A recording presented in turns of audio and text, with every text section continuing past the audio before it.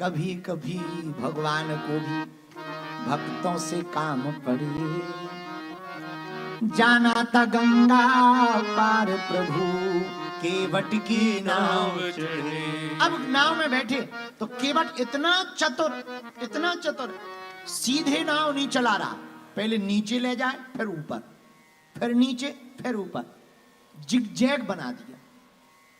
भगवान 1 घंटा हो गया, 2 घंटा हो गया, 3 घंटा हो गया। लक्ष्मण जी बोले भैया सामने घाट है और 3 घंटे से तुम ऐसे ऐसे ही घुमा रहे, क्या बात है? केवट बोला वाह, 3 घंटे में ही बोर हो गए।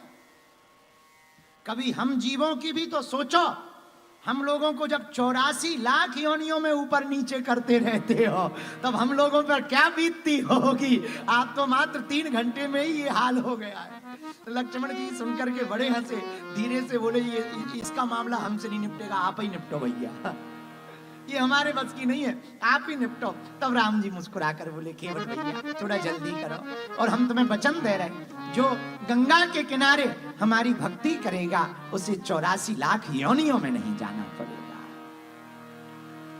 आहा, अब पार आ गए।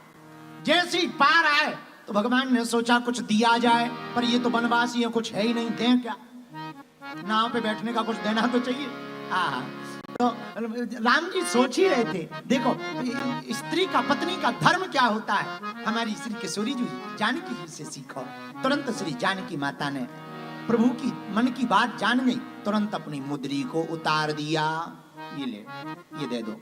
आपके उस हाथ में ना सही तो जब हमारे पिता ने आपके हाथ में हमारा हाथ रखा तो उस हाथ में कुछ भी ना सही तो क्या हुआ, इस हाथ में तो कुछ है। मुद्री को दे दिया। भगवान ने मुद्री ली, लो केवट भैया इसे रख लो। प्रभु हमें नहीं चाहिए। बोले क्यों? केवट बोला एक धंधा करने वाला आदमी एक दूसरे से पैसा नहीं लेता। नाऊ से ना नाई ले बैल की कटाई को, नाऊ से ना नाई ले, नाई से ना नाई ले बाल की कटाई को, धोबी से ना धोबी ले वस्त्र की धुलाई को। बाल की कटाई, कटिंग करने वाले दोनों व्यक्ति एक दूसरे से पैसा नहीं लेते। कंडक्टर, बस पर चलने वाला एक दूसरे से पैसा, कंडक्टर एक दूसरे का पैसा नहीं लेते। उसी प्रकार हम जो काम करते वही आप करते, इसलिए पैसा नहीं चाहिए। राम जी बोले एक बात बता, हमारा तुम्हारा कौन सा सेम धंधा है, जरा बता, जरा हमें बता, हमारा तुम्हारा कौन सा धंधा सेम है? बोले बा, आप लोगों को भव से पार कराते हो, मैं गंगा से पार कराता हूं। दोनों का धंधा एक जैसा है, अंतर इतना है तुम भव से पार कराते, हम गंगा से पार कराते। भगवान बोले तो क्या हुआ, गंगा तो गंगा है, कुछ तो ले लो। केवट हाथ जोड़ के बोला प्रभु देना हो तो अभी मत दो। बोले फिर? बोले उधार रख लो। क्या करोगे? बोले सरकार आप गंगा किनारे आए तो हमने पार कर दिया, कल हम तुम्हारे धाम आएंगे, तुम हमें भाव से पार कर देना। कर्जा चुक जाएगा, कर्जा चुक जाएगा। भगवान ने उसको भक्ति का आशीर्वाद दिया। मानसी, तुमने पूछा भक्ति किसकी तरह करें? केवट की तरह करें। अति आनंदे उमंग अनुराग, अति आनंदे उमंग अनुराग, चरण सरोज पखारन लागा, चरण सरोज पखारन लागा। सीताराम सीताराम सीताराम, सीताराम सीताराम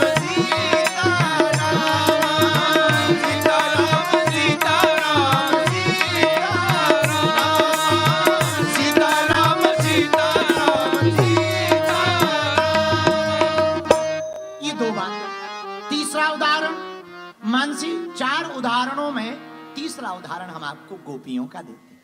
गोपियों की तरह भक्ति करो। आहा, गोपियों की कैसी भक्ति है?